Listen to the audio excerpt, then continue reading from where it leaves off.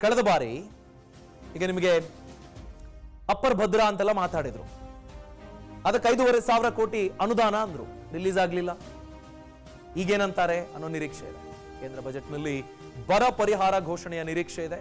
15ನೇ ಹಣಕಾಸು ಶಿಫಾರಸಿನಂತೆ, ಹಣಕಾಸು ಆಯೋಗದ ಶಿಫಾರಸಿನಂತೆ 5,495 ಕೋಟಿ ವಿಶೇಷ ಅನುದಾನ ಕೊಡಬೇಕಾಗಿತ್ತು. ಕೃಷ್ಣ 3ನೇ ಹಂತದ ಯೋಜನೆ ರಾಷ್ಟ್ರೀಯ ಯೋಜನೆ ಅಂತ ಸ್ಥಾನವನ್ನ ಕೊಟ್ಟಿದ್ದಾರೆ. ಆದರೆ ಅದಕ್ಕೆ ಕೊಡಬೇಕಾದ ಅಲೋಕೇಶನ್ ಯಾವಾಗ ರಿಲೀಸ್ ಆಗೋದದು? ಮೇಕೆದಾಟು, ಎತ್ತಿನಹೊಳೆ, ಮಹದಾಯಿ ಯೋಜನೆಗಳಿಗೆ ಹೆಚ್ಚಿನ ನೆರವು ಸಿಗಬಹುದಾ? ಎರಡೂ ತರ ಕೂರಿಸಿಕೊಂಡು ಎಲ್ಲ ರಾಜ್ಯಗಳನ್ನ ಮಾತನಾಡಿಸುವ ತರವೂ ಆಗಬೇಕು, ಹಣವನ್ನು ಕೊಡಬೇಕು. ರಾಯಚೂರಿನಲ್ಲಿ ಏಮ್ಸ್ ಘೋಷಣೆ ಆಗಬಹುದು ಅನ್ನೋ ನಿರೀಕ್ಷೆ ಇದೆ. ತುಮಕೂರು, ಚಿತ್ರದುರ್ಗ, ದಾವಣಗೆರೆ ರೈಲು ಯೋಜನೆಗೆ ಹಣ ತೊಡಗಿಸಬಹುದು ಅನ್ನೋ ನಿರೀಕ್ಷೆ ಇದೆ. ತುಮಕೂರಿನ ಬೇಡಿಕೆಗಳಂತೂ ಬಿಡಿ, ಧಾರವಾಡ, ಕಿತ್ತೂರು, ಬೆಳಗಾವಿ ರೈಲು ಯೋಜನೆಗೆ ಹೆಚ್ಚಿನ ಅನುದಾನ ಸಿಗಬಹುದು ಅನ್ನೋ ನಿರೀಕ್ಷೆ. ಇನ್ನು ಮಿಕ್ಕಂತೆ ಹಾಸನದಲ್ಲಿ ಐಐಟಿ ಕೇಳ್ತಾ ಇದ್ರು. ದೋಸ್ತಿ ಪಾರ್ಟಿಯಾಗಿ ಜೆಡಿಎಸ್ ಬೇರೆ ಇದೆ, ಘೋಷಣೆ ಏನಾದರೂ ಆಗಬಹುದಾ ಗೊತ್ತಿಲ್ಲ. ರಾಜ್ಯ ರೈಲ್ವೆ ನಿಲ್ದಾಣಗಳ ಆಧುನೀಕರಣ, ರೈಲ್ವೆ ಲೈನ್ನ ವಿದ್ಯುದೀಕರಣ, ಇದರ ಬಗ್ಗೆನೂ ಘೋಷಣೆ ಆಗಬಹುದು ಅನ್ನೋ ನಿರೀಕ್ಷೆ ಇದೆ. ರಾಷ್ಟ್ರೀಯ ಹೆದ್ದಾರಿ 766ರ ರಸ್ತೆ ಅಗಲೀಕರಣ, ಗುಂಡ್ಲುಪೇಟೆ, ಮೈಸೂರು, ಕೊಳ್ಳೇಗಾಲ, ಕೇರಳವನ್ನು ಸಂಪರ್ಕಿಸುವ ಹೆದ್ದಾರಿ ಇದು. ಅದೇ ರೀತಿ ರಾಷ್ಟ್ರೀಯ ಹೆದ್ದಾರಿ 948 ಈ ಯೋಜನೆ ಘೋಷಣೆ ಮಾಡಬಹುದು ಅನ್ನೋ ನಿರೀಕ್ಷೆ ಇದೆ. ಈ ಹೆದ್ದಾರಿ ಮಳವಳ್ಳಿ, ಕೊಳ್ಳೇಗಾಲ, ಕನಕಪುರ ಮೂಲಕ ತಮಿಳುನಾಡು ಸಂಪರ್ಕಿಸುವ ಹೆದ್ದಾರಿ ಇದು.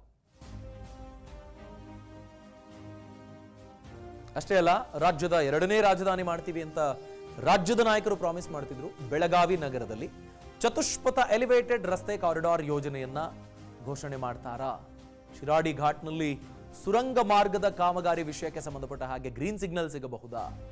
ಉದ್ಯೋಗ ಖಾತ್ರಿ ಯೋಜನೆ ಅಡಿ, ಅಂದ್ರೆ ಇದು ನರೇಗಾ, 100 ದಿನಗಳ ಕೆಲಸದಿಂದ 150 ದಿನಕ್ಕೆ ಕೆಲಸವನ್ನ ಹೆಚ್ಚಳ ಮಾಡಿ ಕೇಳ್ತಾ ಇದ್ದಾರೆ. ನರೇಗಾ ಹಳ್ಳಿ ಭಾಗದಲ್ಲಿ ದುಡಿಯೋ ಕೈಗಳಿಗೆ ಕೆಲಸ ಕೊಡೋದು.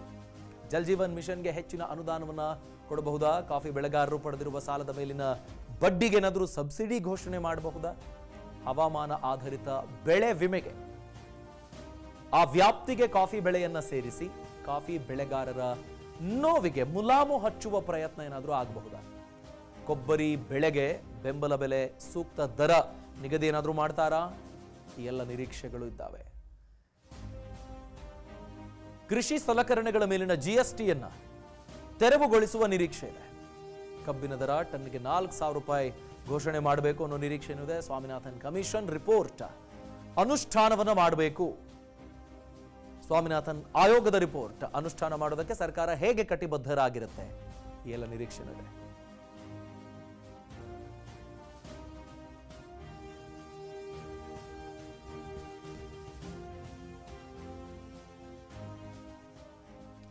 ಹಾಗಾದ್ರೆ ಬೆಂಗಳೂರಿನ ಕಥೆ ಏನು? ಸಿಲಿಕಾನ್ ಸಿಟಿ ಕೂಡ ಫೋಕಸ್ಡ್ ಆಗಿ ಇರಬೇಕಾಗತ್ತೆ ಕೇಂದ್ರ ಬಜೆಟ್ನಲ್ಲಿ ಅನ್ನೋ ನಿರೀಕ್ಷೆ ನಮಗಿದೆ. ಬಿಕಾಸ್ ಸಿಲಿಕಾನ್ ವ್ಯಾಲಿ ಸುಮ್ಮನೆ ಅಲ್ಲ, ಇಡೀ ವಿಶ್ವದ ಸರ್ವಿಸ್ ಸೆಕ್ಟಾರ್ ಅಂತ ನೀವು ನೋಡಿಕೊಂಡು ಯಾವ ರೀತಿಯಾಗಿ ಐಟಿಗೆ ನಾವು ಕೊಡುಗೆಯನ್ನು ಕೊಡ್ತಿದ್ದೀವಿ ಅಂತ ನೋಡ್ಕೊಂಡಾಗ ಬೆಂಗಳೂರಿನ ಇಂಪಾರ್ಟೆನ್ಸ್ ನಿಮಗೆ ಗೊತ್ತಾಗುತ್ತೆ. ಬೆಂಗಳೂರಿಗೆ ಏನಾದರೂ ಗಿಫ್ಟ್ ಅನ್ನೋ ಒಂದು ಫೋಕಸ್ ನಿಮ್ಮ ಮೇಲೂ ಇದೆಯಪ್ಪ ಅನ್ನೋ ಥರದ್ದು ಏನಾದರೂ ಸಿಗುತ್ತೆ ನೋಡಿ. 3ನೇ ಹಂತದ ಮೆಟ್ರೋ ಸಮ್ಮತಿ ಸಿಗಬಹುದಾ? ಕೇಂದ್ರ ಹಣ ವಿನಿಯೋಗ ಮಾಡಬಹುದಾ? ಹೆಬ್ಬಾಳ, ಸರ್ಜಾಪುರ ಮೆಟ್ರೋ ಮಾರ್ಗ ಹಾಗೂ ಬಿಡದಿವರೆಗೆ ವಿಸ್ತರಣೆ ಏನಾದರೂ ಮಾಡ್ತಾರಾ? ಅದು ಈಗಲೇ ಘೋಷಣೆ ಆಗತ್ತಾ? ಎಲೆಕ್ಷನ್ ಇಯರು ಬೆಂಗಳೂರು ಸಬರ್ಬನ್ ರೈಲಿಗೆ ಹೆಚ್ಚಿನ ಅನುದಾನವನ್ನ ತೊಡಗಿಸುವ ನಿರೀಕ್ಷೆ ಕೂಡ ಇದೆ. ಪುಣೆ ಬೆಂಗಳೂರು ಎಲಿವೇಟೆಡ್ ಕಾರಿಡಾರ್ ಯೋಜನೆ ಬೆಂಗಳೂರಿಗೆ ಇದು ಸಹ ಬಂಪರ್ ಗಿಫ್ಟ್ ಅನಿಸಿಕೊಳ್ಳುತ್ತೆ ಒಂದು ವೇಳೆ ಘೋಷಣೆ ಮಾಡಿದ್ರೆ.